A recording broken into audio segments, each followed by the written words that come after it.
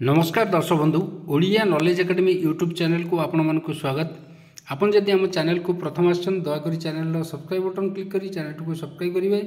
Video भल लगे निश्चय वीडियो को लाइक करेंगे, कमेंट करेंगे, शेयर करेंगे भूलें जहाँद्वारा आप प्रतिदिन नुआ नुआ अपडेट पाइपर। तो आसन देखिए आज गोटे गुरुत्वपूर्ण खबर अच्छी जो थी कि आम देखा जो कर्मचारी जो अवसर बयस अच्छी ता वृद्धि उपर आप जानते सब दाबी हो विषय आम संपूर्ण वीडियो आलोचना करवा। तो कर्मचारी अवसर बयस जो वृद्धि नहीं कौन रही आज अपडेट तो डेरी नक आसतु आरंभ करवा आज खबरटी। तो ये आप देखु राज्य कर्मचारी भी राज्य जो शिक्षक एवं कर्मचारी मैंने दाबी कर आसुले जे अवसर बयस वृद्धि करने किंतु ये देखो प्रथम गोटे खबर देखेबी जोटा कि तेलंगाना गवर्नमेंट जोटा सरकार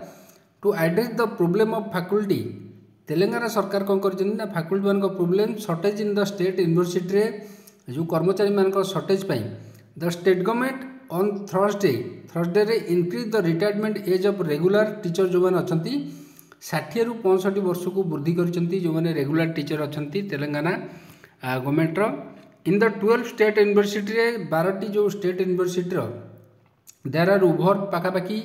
2800 सैंक्शन टीचिंग पोस्ट अच्छी of which only about 750 are currently occupied by regular faculty who will now get the benefit of enhanced retirement age। सरकार जो रिटायरमेंट एज को वृद्धि करिसेंती वर्तमान जतिय कर्मचारी जो माने शिक्षक अछंती सेमानकु एथरे लाभ मिलिबो एवं सेमानकर जो रिटायरमेंट बयस 60 रु 65 वर्ष को वृद्धि करिसेंती राज्य सरकार। तो से विषय में देखिबा the last recruitment in the state university was in 2013 in United Andhra Pradesh and known since Telangana came into existence. Government after careful examination of the matter, सरकार मैटर को केयरफुली एग्जामिनेशन कला परे hereby enhance the age of superannuation of regular teacher working in the state university जोटी Telangana the enhanced age of superannuation जो अवसर बयस वृद्धि है apply only the teaching faculty who are drawing UGC scale pay in the state university। तो जो माने UGC scale रे थिबे सेमानकर केवल यही रिटायरमेंट एजटा को सरकार वृद्धि कर जो कि देखा सेमती देखु जोटा कि राज्य सरकार तरफ जोटा ओडिशा राज्य सरकार निखिल ओडिशा 662 वर्ग कॉलेज संघर एक प्रतिनिधि दल संघर राज्य उपदेष्टा तथा रेंगाली पूर्वतन विधायक नाग नायक नेतृत्व में राज्य सभापति जो मैंने अच्छा समस्ते जाकि जो 7 जणिया प्रतिनिधि दल माननीय मुख्यमंत्री मोहन चरण माझी को बासभवन में साक्षात कर संघर मुख्य दाबी संपर्क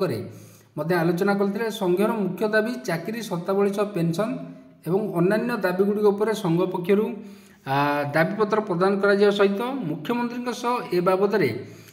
विस्तृत आलोचना कराइला। सरकार ए दाबी उपर सचेतन अच्छा सरकार कहते जो दाबी चाकरी शर्तावली रिटायरमेंट ए सब नहीं सचेतन अच्छा एवं खूब शीघ्र एक एकीकृत नीति प्रणयन करा बोली माननीय मुख्यमंत्री मोहन चरण माझी कहते। एनिमते कार्यकर्ता माने धैर्य रखा परामर्श देते।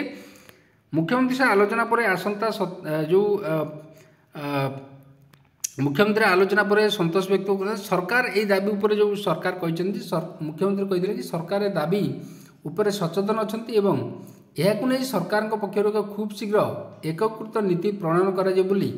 माननीय मुख्यमंत्री प्रकाश करते। मुख्य दाबी चाकरी शर्तावली रही चाकरी शर्तावली जो परिवर्तन करने कहुई सहित समस्त को पेंशन प्रदान करने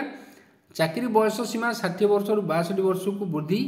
बात पड़ता कर्मचारी को अनुदान परिशोध करने और अन्य असंगति को दीर्घ दिन है जो आंदोलन जारी कर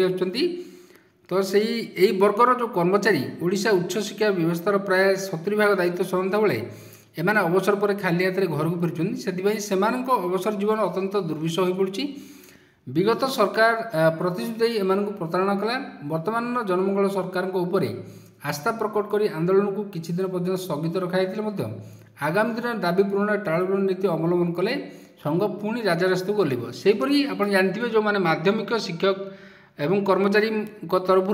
जो अवसर बयस वृद्धि को नहीं दाबी कराई 60 रु 62 वर्ष को एवं तांको पेंशन प्रदान करने एवं जो चाकरी शर्तावली अच्छी